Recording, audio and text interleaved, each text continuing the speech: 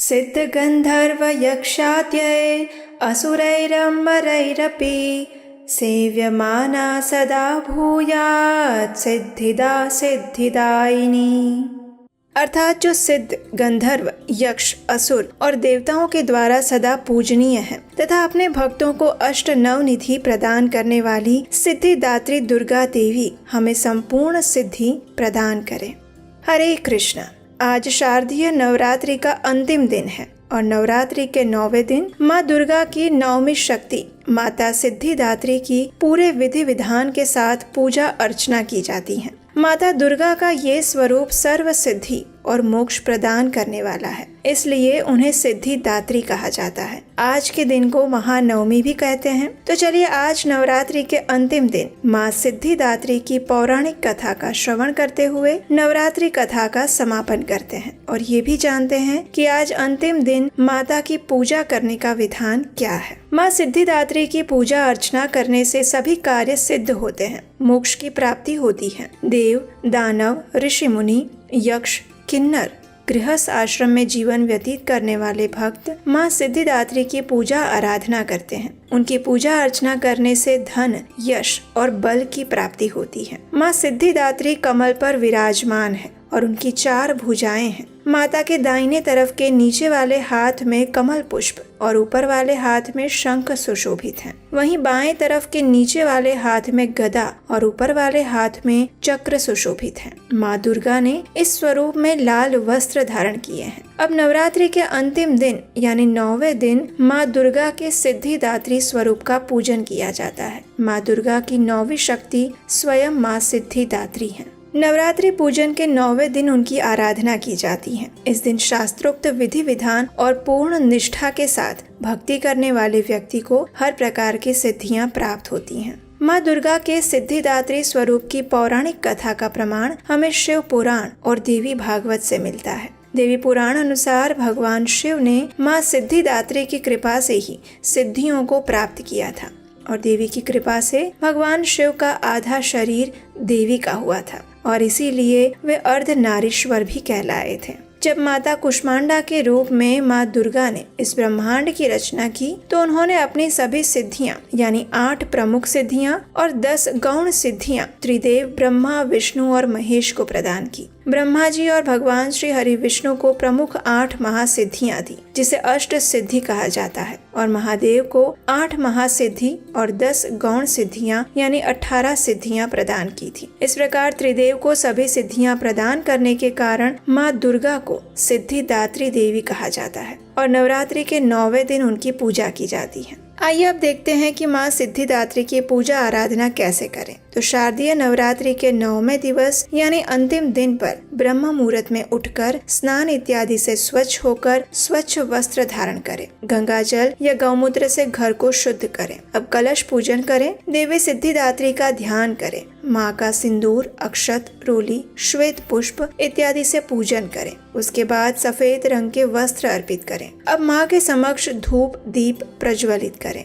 उन्हें मिष्ठान, पंचमेवा, फल अर्पित करें। माता सिद्धिदात्री को प्रसाद, 9 रस युक्त भोजन, 9 प्रकार के पुष्प और 9 प्रकार के फल अर्पित करने चाहिए। फिर माँ सिद्धिदात्री की आरती और स्तुति करें। इस दिन माँ सिद्धिदात्री को मौसमी फल, चना, पूड़ी, खीर, नारियल, हलवे इत्यादि का भोग अर्पित किया जा सकता है। कहते हैं कि माँ को इन चीजों का भोग लगाने से वे प्रसन्न होती हैं। इस दिन माता सिद्धिदात्री का अधिक से अधिक ध्यान करना चाहिए और ओम देवी सिद्धिदात्र्यै नमः इस मंत्र के द्वारा माँ सिद्धिदात्री का जप करना चाहिए। अब कई भक्त नवमी के दिन भी कन्या पूजन करते हैं। तो अगर आपके घर में भी नवमी के दिन कन्या पूजन किया जाता है तो इस दिन आप देवी दुर्गा के स्वरूप कन्या पूजन कर सकते हैं। कन्या पूजन के विस्तृत विधि, उसके पीछे का वैज्ञानिक कारण, पौराणिक कथा और इसमें कौन कौन सी कन्याओं को पूजन करना चाहिए, इसके ऊपर हमने एक विस्तृत वीडियो बनाया है, वो भी आप देख सकते हैं। उसका लिंक नीचे डिस्क्रिप्शन बॉक्स में दिया गया है। नवमी के इस दिन यज्ञ और हवन का भी विशेष महत्व है, इसलिए अगर संभव है तो आप अपने घर में या आसपास में सभी मिलकर छोटा सा हवन कर सकते हैं। आप अपने घर में किसी सुयोग्य ब्राह्मण को आमंत्रित करके भी यज्ञ हवन करवा सकते हैं। इसमें सभी देवी देवताओं के नाम की आहुति दी जाती है। हवन के समय दुर्गा सप्तशती के सभी श्लोकों के साथ माँ दुर्गा के नाम से आहुति दी जाती है। इसके साथ ही देवी के बीज मंत्र ओम ह्रीम क्लीम चामुंडाय विच्चय नमः का 108 बार जप करके आहुति देते हैं और फिर आरती करते हैं। हवन की भस्म को भी आप अपने मस्तक पर लगा सकते हैं, क्योंकि वो शुद्धि का प्रतीक है, जिससे हमारे मन के अंदर छुपे हुए दुर्गुण रूपी दानव का नाश होता है और हमारे मन की शुद्धि होती है। फिर माँ को अपने परिवार की सुख समृद्धि और स्वास्थ्य के लिए प्रार्थना करें। माँ का आशीर्वाद लेते हुए कन्या पूजन शुरू करें। माँ सिद्धिदात्री को भोग में हलवा, खीर, चना अर्पित करना चाहिए। कन्याओं के साथ एक बटुक भैरव भी रखते हैं। तत्पश्चात अपनी नवरात्रि उपवास का पारण करें।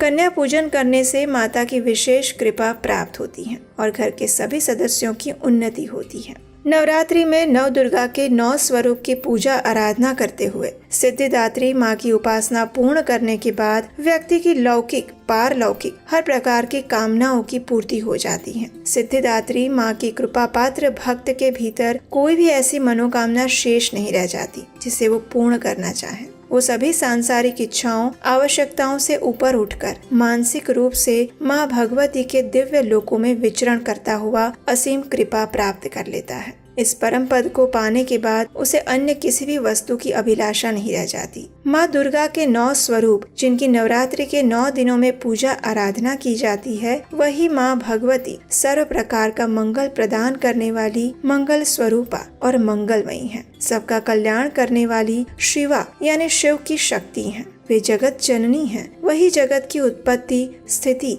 और संहार की शक्तिभूत है। जब हम सृष्टि की रचना की बात करते हैं तो सबसे पहले हमें ये समझना चाहिए कि आध्यात्मिक जगत और भौतिक जगत, इन दोनों के अंदर संपूर्ण रचना समाविष्ट है। आध्यात्मिक जगत भगवान श्री कृष्ण का नित्य धाम है, जहाँ वे अपने भक्तों के साथ रहते हैं। भौतिक जगत प्रकृति के 3 गुणों के अंतर्गत आने वाला ऐसा स्थान है जहाँ बद्ध जीवात्माएं वास करती हैं। आध्यात्मिक जगत में भगवान की मुख्य 3 शक्तियाँ हैं, संवित, संधिनी और आह्लादिनी शक्ति। संवित शक्ति आध्यात्मिक जगत में वहाँ के वासियों को भगवान के साथ अपना संबंध क्या है उसका ज्ञान करवाती है। संधिनी शक्ति आध्यात्मिक जगत को वैविध्यपूर्ण बनाती है, जिससे कि भगवान अपने दिव्य लीलाओं के द्वारा अपने भक्तों को आनंद प्रदान कर सके। और आह्लादिनी शक्ति भगवान को असीमित सर्वोच्च आनंद प्रदान करने का कार्य करती है। आह्लादिनी शक्ति स्वयं राधा रानी है और उनसे अधिक आनंद भगवान श्री कृष्ण को और कोई नहीं दे सकता। इसीलिए राधा रानी को मदन मोहन मोहिनी भी कहा गया है, यानी जो मदन को भी मोहने वाले श्री कृष्ण हैं, उनको भी वे आकर्षित करती हैं।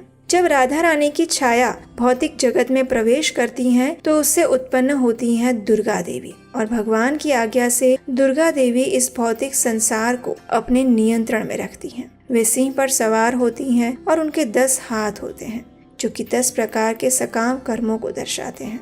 वे अपने इन हाथों में 20 आयुष धारण करती हैं और उनके एक हाथ में उन्होंने सर्प धारण किया हुआ है, जो कि सदैव नष्ट हो रहे काल को दर्शाता है। चलिए अब देखते हैं कि दुर्गा देवी आखिर कार्य कौन सा करती हैं। तो उसे समझने के लिए हम एक उदाहरण लेते हैं। जब कोई व्यक्ति अपराध करता है तो सरकार उस गुनहगार को सजा देने के लिए और उसे सुधरने का अवसर प्रदान करने के लिए जेल में रखती है। वहाँ उसे भोजन और कपड़े तो दिए जाते हैं, लेकिन उसे एक मर्यादित स्थान के अंदर कुछ नियंत्रणों के अंदर रहना पड़ता है और इन सभी चीजों की जिम्मेदारी उस जेल के जेलर की होती है। जेलर इन कैदियों के ऊपर नियंत्रण रखता है और यदि कोई गुनहगार सुधर जाता है और उसकी सजा की अवधि पूर्ण हो जाती है तो उसे जेल से मुक्त करने का कार्य भी करता है। बस यही स्थिति हमारी भी है। वास्तव में इस भौतिक संसार को दुर्ग यानी किला कहा गया है। भगवान के साथ अपने वास्तविक संबंध को भूलकर हम इस भौतिक संसार रूपी जेल में आ गिरे हैं, जहाँ हमें अपनी जरूरतों को पूर्ण करने के लिए प्राथमिक सुविधाएं तो मिल रही हैं, लेकिन सभी जीवात्माएं भौतिक प्रकृति के 3 गुण रूपी बेड़ियों में बंधी हुई है और इस भौतिक जगत रूपी दुर्ग की अध्यक्षा या जेलर है दुर्गा देवी, जो कि अपने त्रिशूल के माध्यम से इन बद्ध जीवात्माओं को नियंत्रित करती हैं। दुर्गा देवी का त्रिशूल 3 प्रकार के भौतिक कष्टों को दर्शाता है, यानी आधि दैविक, आधि भौतिक और आधि आत्मिक। इस त्रिशूल के माध्यम से हमें कष्ट पहुंचाकर दुर्गा देवी ये समझाना चाहती हैं कि ये भौतिक संसार हमारा वास्तविक घर नहीं है। इसलिए हमें भगवान की शरण में जाकर अपने वास्तविक घर भगवत धाम वापस जाना चाहिए। लेकिन कुछ जीवात्माएं ऐसी भी होती हैं जो इस भौतिक संसार में इतने कष्ट भोगने के बाद भी इंद्रिय सुख भोगना चाहती हैं और अपनी स्वतंत्र इच्छा का दुरुपयोग करना चाहती हैं। ऐसे जीवों के लिए दुर्गा देवी ऐसे अवसर उत्पन्न करती हैं जिससे वे सदैव उस भौतिक संसार में ही रह सके और जन्म मृत्यु जरा व्याधि का चक्र घूमता रहे। कभी कभी कुछ लोग भौतिक वरदान प्राप्त करने के लिए भी दुर्गा देवी की उपासना करते हैं। उनकी आराधना से प्रसन्न होकर देवी उन्हें भौतिक सुख, समृद्धि और संपत्ति तो प्रदान कर देती हैं, लेकिन दुर्गा देवी की ऐसी कृपा को वास्तव में हमें कपट कृपा समझना चाहिए, क्योंकि इस प्रकार के क्षणिक सुख से हम अपने जीवन की वास्तविक आध्यात्मिक अवस्था को भूल जाते हैं। इसलिए दुर्गा अष्टमी या नवरात्रि के समय पर दुर्गा देवी की आराधना करते हुए हमें उनसे यही प्रार्थना करनी चाहिए कि वे हमें भगवान श्री कृष्ण की शुद्ध भक्ति और सेवा प्रदान करें, जिससे कि हम इस भौतिक संसार रूपी दुर्ग से मुक्त हो सके और अपने वास्तविक घर वापस लौट सके। तो आज नवरात्रि के अंतिम दिन हम देवी दुर्गा से आप सभी के लिए यही प्रार्थना करते हैं कि वे आपको हर प्रकार के भौतिक सुख, समृद्धि और शांति प्रदान करें तथा हर प्रकार के कष्ट और संकट दूर करें।